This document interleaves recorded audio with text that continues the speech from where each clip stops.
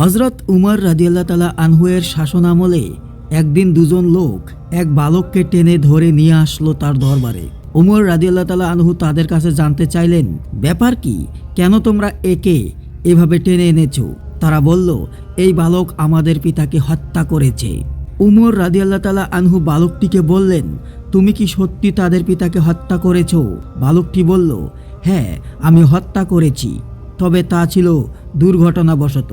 আমার উট তাদের বাগানে ঢুকে পড়েছিল, তা দেখে তাদের পিতা একটি পাথর ছুঁড়ে মারল, যা উটের চোখে লাগে। আমি দেখতে পাই যে উটটি খুবই কষ্ট পাচ্ছিল, যা দেখে আমি রাগান্বিত হই এবং একটি পাথর নিয়ে তার দিকে মারি।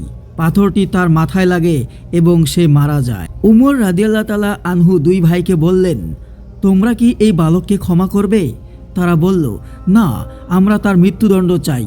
উমর রাদিয়াল্লাহু তাআলা আনহু বালকটির কাছে জানতে চাইলেন, তোমার কি কোনো শেষ ইচ্ছা আছে?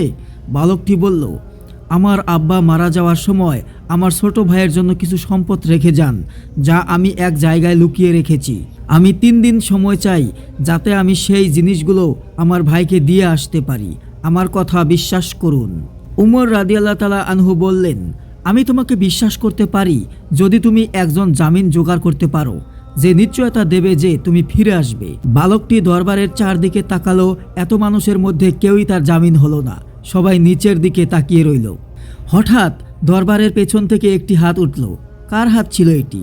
প্রখ্যাত সাহাবী আবু যর গিফারি রাদিয়াল্লাহু তাআলা আনহু। তিনি বললেন, আমি তার জামিন হব।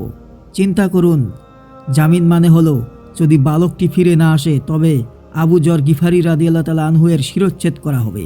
সুতরাং বালকটিকে ছেড়ে দেওয়া হলো। একদিন গেল, দ্বিতীয় দিনও গেল, বালকটি আসলো না। তৃতীয় দিনে দুই ভাই আবু যর গিফারি রাদিয়াল্লাহু তাআলা আনহু এর কাছে গেল। আবু যর রাদিয়াল্লাহু তাআলা আনহু বললেন, আমি মাগরিব পর্যন্ত অপেক্ষা করব। মাগরিবের কিছুক্ষণ আগে আবু যর গিফারি রাদিয়াল্লাহু তাআলা আনহু দরবারের দিকে রওনা হলেন। মদিনার লোকজন তার পেছন পেছন যেতে লাগলো। সবাই দেখতে চায় কি ঘটে। আবু যর রাদিয়াল্লাহু তাআলা আনহু একটি বালকের ভুলের কারণে আজ জীবন দিয়ে দিচ্ছেন। হঠাৎ আজানের কিছুক্ষণ আগে বালকটি দৌড়ে আসলো। লোকেরা সবাই অবাক হলো। উমর রাদিয়াল্লাহু তাআলা আনহু বললেন, হে বালক, তুমি কেন ফিরে এসেছো? আমি তো তোমার পিছনে কোনো লোক পাঠাইনি। কোন জিনিসটা তোমাকে ফিরিয়ে আনলো? বালকটি বলল, আমি চাই না যে কেউ বলুক একজন মুসলিম কথা দিয়েছেন কিন্তু সে তা রাখেনি, তাই আমি ফিরে এসেছি।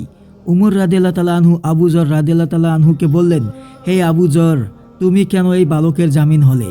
আবু যর রাদিয়াল্লাহু তাআলা আনহু বললেন, আমি দেখলাম একজন মুসলমানের সাহায্য প্রয়োজন। আমি চাই না যে কেউ বলুক একজন মুসলমানের সাহায্য প্রয়োজন ছিল কিন্তু কোনো মুসলমান তাকে সাহায্য করেনি। এ কথা শুনে দুই ভাই বলল, আমরাও চাই না যে কেউ বলুক একজন মুসলমান ক্ষমা চেয়েছিল কিন্তু অন্য মুসলমান তাকে ক্ষমা করেননি। তারপর বালকটি মুক্তি পেল। সুবহানাল্লাহ।